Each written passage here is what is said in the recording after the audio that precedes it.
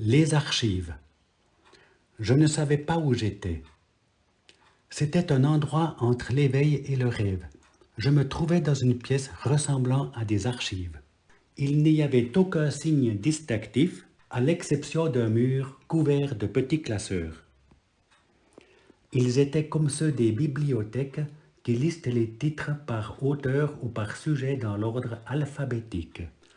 Mais ces dossiers qui s'étendaient du sol au plafond semblaient interminables dans les deux sens et portaient des titres très différents les uns des autres.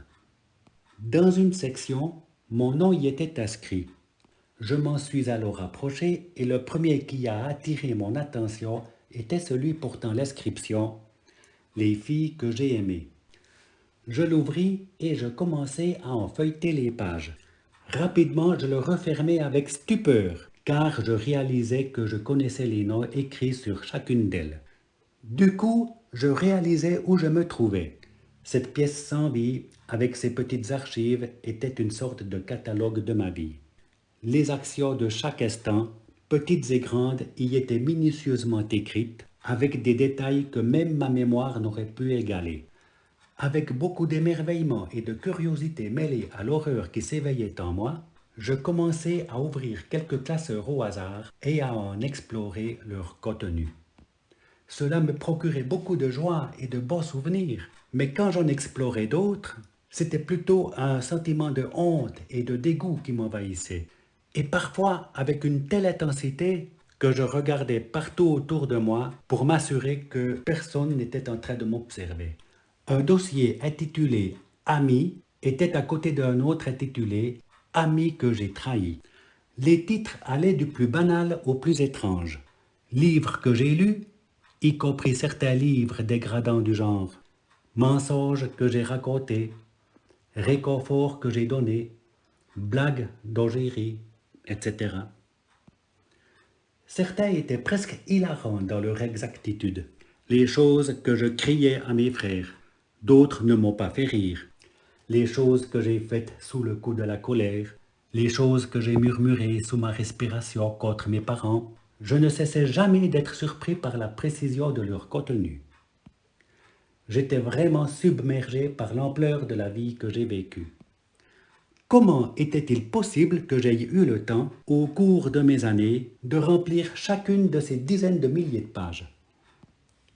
Chaque page n'était que pure vérité et j'en étais bien conscient. C'est comme si chacune d'elles était écrite de ma propre main avec ma signature. Lorsque j'ai sorti le fichier intitulé « Programme télévisé que j'ai regardé », je me suis rendu compte que les fichiers étaient absolument disproportionnés par rapport au reste. Les pages étaient bien dans l'ordre, mais après 2 ou 3 mètres, je n'arrivais toujours pas à trouver la fin de ce dossier. Humilié, je l'ai fermé, non pas tant à cause de la qualité des performances, mais parce que j'y avais consacré trop de temps. Lorsque je suis arrivé à un dossier intitulé « Pensées lascives », j'ai senti un frisson parcourir mon corps et un pincement au cœur. Je n'ai sorti qu'un seul fichier, ne voulant pas tester sa taille. J'ai frissonné devant son contenu bien détaillé. Je me sentais malade à l'idée qu'un tel moment ait pu être enregistré. Une rage presque animale m'a envahi. Une pensée commençait à dominer mon esprit. Personne ne doit voir ces documents. Personne ne doit jamais voir non plus cette pièce. Il faut que je détruise tout. Dans une frénésie folle, j'ai sorti le classeur. J'ai voulu le vider et brûler toutes les pages.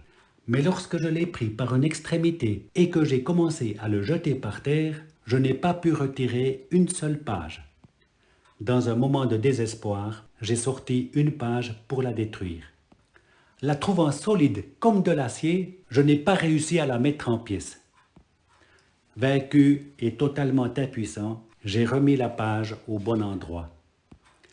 Appuyant mon front contre le mur, j'ai émis un long soupir d'apitoiement car j'ai vu un titre à gros caractères qui disait « Les personnes avec qui j'ai partagé l'Évangile ». C'était le plus récent des classeurs, à peine utilisé. J'ai sorti ce classeur, mais il m'est tombé des mains. Les pages qu'il contenait se comptaient sur les doigts d'une seule main, comparées aux dizaines de milliers d'autres. Les larmes me sont venues et je commençai à pleurer, avec des sanglots tels qu'ils me faisaient mal. Ils ont commencé dans mon estomac, d'où j'ai senti des tremblements me parcourir, alors que je suis tombé à genoux et j'ai pleuré de honte. C'était accablant. Les dossiers de la bibliothèque tourbillonnaient devant mes yeux remplis de larmes. Personne, mais alors vraiment personne ne devrait jamais voir cette pièce, me disais-je. Je dois la verrouiller et cacher la clé. Mais lorsque j'essayais de retenir mes larmes, je le voyais. C'était lui. Non, non, pas lui, pas dans cet endroit. N'importe qui, mais surtout pas Jésus. Impuissant, je le regardais ouvrir les classeurs et aller lire. Tête baissée, je n'aurais pas pu supporter d'entendre son avis à propos de ce qu'il disait. À un moment donné, j'ai pu apercevoir son visage, et j'y ai vu une douleur plus profonde que la mienne. Pourquoi fallait-il absolument qu'il les lise tous, me disais-je. Finalement, il s'est retourné et m'a regardé depuis de l'autre côté de la pièce. J'ai baissé la tête, mis mes mains sur le visage et j'ai recommencé à pleurer. Il s'est approché et a mis son bras autour de mes épaules. Il aurait pu dire tant de choses, mais il n'a rien dit. Jésus pleurait avec moi. Ensuite, il s'est levé et est retourné devant le mur des dossiers. Il a commencé à ouvrir une page après l'autre en y écrivant à chaque fois son nom. « Non !» criai-je en courant vers lui. Tout ce que je pouvais faire était de crier désespérément « Non ! Non !» Son nom ne devait pas figurer sur ces papiers. Mais il était là, écrit dans un rouge si riche, si dense, si vivant. Le nom de Jésus couvrait maintenant le mien, alors j'ai remarqué qu'il était écrit avec du sang. Avec une grande délicatesse, je l'ai entendu refermer le dernier classeur. En revenant vers moi, il posa sa main sur mon épaule et me dit « C'est fini, c'est effacé, tout est accompli. » Je me levai et il me fit sortir de la pièce. C'est alors que je vis qu'il restait encore plusieurs papiers vierges. Beaucoup de choses à écrire. Je comprenais bien que c'était à moi de les écrire. C'est l'espace de vie qu'il me restait encore à parcourir. Il n'y avait plus de temps à perdre. Il faut y aller. J'y vais.